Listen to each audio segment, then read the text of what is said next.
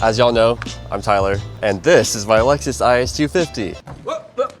I'm Tyler, and this is my 2013 Lexus IS250. If you haven't seen the other video, you'll know where that's from. But today we're just gonna go over like the mods and stuff that we've done on our cars since last time we videoed.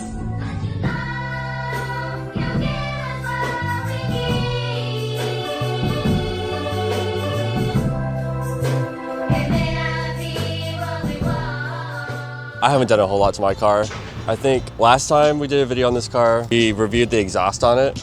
And so it's got the Megan Racing axle back exhaust. Since then, I've put a vibrant resonator on it, and it's definitely made it like a little bit louder and just a much better tone to it. I thought it might help with the drone on the highway, and it absolutely does not. So if you're hoping that fixes the problem, it doesn't. I have blacked out all the chrome on it. It's just a matte black wrap. If you don't look at too close, it's kind of coming apart now. I need to redo some of it, not gonna lie. It's got a new front splitter on it.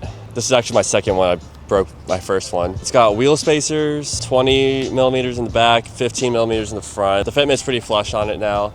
It still needs to be lowered and new wheels eventually. We painted the brake calipers. They're blue now. I tried to get something close to like the F-Sport blue, but it's just whatever they had at Walmart. On the interior, I wrapped all the wood trim on the inside. Well, it's not really wrap. It's a carbon fiber, like fake carbon, I know. It looks so much better than the original stuff.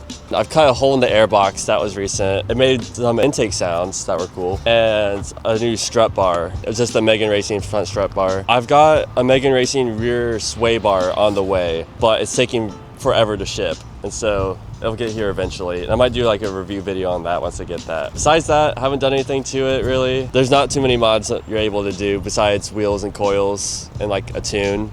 That's all I got.